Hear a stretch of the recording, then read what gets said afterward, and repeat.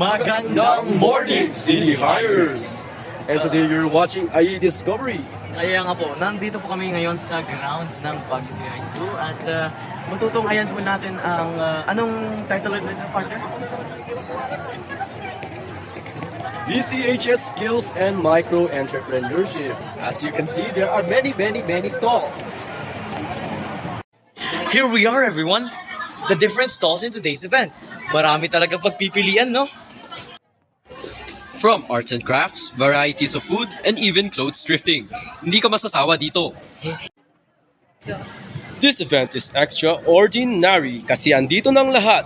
Senior high school students and alumni gather here and set up stalls to showcase their talents and skills in multiple fields. Nice. Introduce ko yung stall niyo. Okay, so hi, my name is Alexi. Yung stall namin is Arts and Crafts. So yung stall namin is nagbebenta kami ng mga paintings, nagbebenta kami ng mga bracelets, rings, mga pins, mga iba pang mga tawag din mga parang BB. May mga iba pang mga bookmarks, earrings, mga anik-anik. Tapos may mga may portraits bukas. And then, may mga paintings kami na mga liit and then big paintings which will be given tomorrow. Thank you po.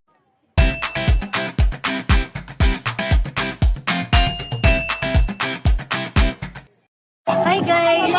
So, nag-order po kami ng shakes. My mango, cookies and cream, and buko pandan dito po sa taas. Yung mutis. Yung mutis. Yung mutis. Mutis. Cuties. Ito pa yung prices. Ay, nahulog. Ate, may dapat sa dapat. Ay, wala na po. It's all for me. Ito pa yung prices.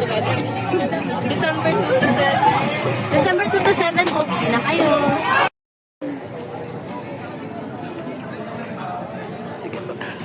Hello everyone, I am Dean Kendrick.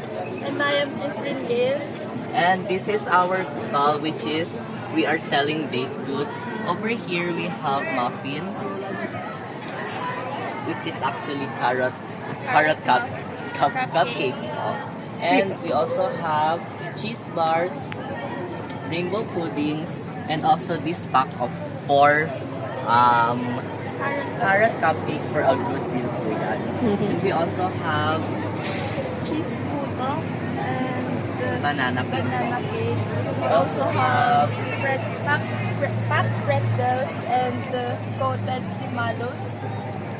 We also have this bizcocho, and we are also selling. As of now po, ano po yung best-selling item niya po dito? So far po, yung best selling namin, it was yung cupcake po with frosting, pero sold out na po kasi. Okay. Huwag kayong mabalisa sapagkat naririto pa rin sila upang ipamalas ang kanilang mga husay sa loob ng 6 hanggang 7 araw. Kaya halina't ating tunghayan ng ilan sa mga tindahang ito.